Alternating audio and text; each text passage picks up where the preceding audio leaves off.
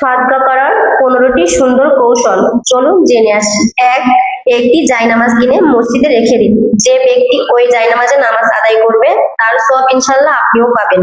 দুই, একটি গ্লাসে কিংবা পাত্রে পানি ভরে ছাদে কিংবা জানালায় রেখে দিন, যাতে করে কোনো পাখি এসে ওখান থেকে পানি পান করতে পারে। এটিও সদকার অন্তর্ভুক্ত। এটিকে অভ্যাসে পরিণত করুন, সওয়াব পাবেন ইনশাআল্লাহ।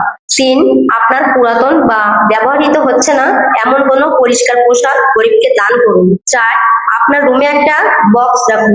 যখন মনে হবে আপনি কোনো ভুল করেছেন, আপনার সাধ্য অনুযায়ী কিছু টাকা ওই বক্সে ফেলুন, আর মাস শেষে সেটা গরিবদের মাঝে দান করে দিন। এতে আপনার ভুলের সংখ্যা বুঝতে সুবিধা হবে এবং আত্মশুদ্ধির পথ তৈরি হবে। পাঁচ, বাড়িতে ঢোকা এবং বের হওয়ার দোয়াগুলো একটি ছোট কাগজে লিখে চোখে পড়ে এমন জায়গায় টানিয়ে রাখুন, যে কেউ পড়ে আমল করলে ইনশাআল্লাহ আপনিও সওয়াব পাবেন। ছয়, আপনার হাত খরচের টাকা থেকে আপনার সাধ্য মতো কিছু টাকা কোনো এতিম বা দরিদ্রকে দান করুন। সাত, আপনার আশেপাশে যদি কোনো নির্মল শ্রমিক কাজ করে তাহলে তাদেরকে আপনি একটু ঠান্ডা পানি আর আপনার সাধ্য মতো কিছু খাবার দিতে পারেন। আর কোন মসজিদে কোরআন শরীফ দান করুন। কোরআনের প্রত্যেকটি অক্ষর পাঠে আমলকারী যেমন সওয়াব পাবে, আপনিও তার অংশীদার হবেন ইনশাআল্লাহ।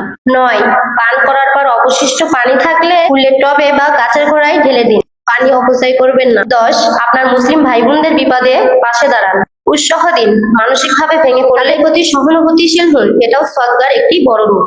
11, পরিচিত এবং অসুস্থ আত্মীয়দের দেখতে যান, ভালো কথা বলুন, মৃদু হাসি দিন। রাসূল সাল্লাল্লাহু আলাইহি ওয়াসাল্লাম বলেছেন, মুখে হাসি রাখাও সদকা।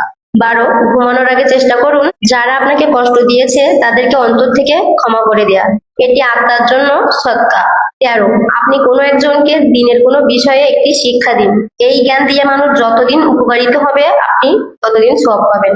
14, সামর্থ্য থাকলে মসজিদ, মাদ্রাসা বা হসপিটালে পানি বা গাছ লাগানোর ব্যবস্থা করে দিন, এগুলো সদকায়ে জারিয়া যা মৃত্যুর পরেও চলমান থাকবে। 15, সন্তানদের দ্বীনি শিক্ষা এবং উত্তম চরিত্রের অধিকারী করে গড়ে তুলুন, নেক সন্তান পিতামাতার জন্য সদকায়ে জারিয়া। এই সদকার পন্থাগুলো অন্যদের কাছে শেয়ার করুন এবং শেখান, এটাও সদকায়ে জারিয়ার অন্তর্ভুক্ত।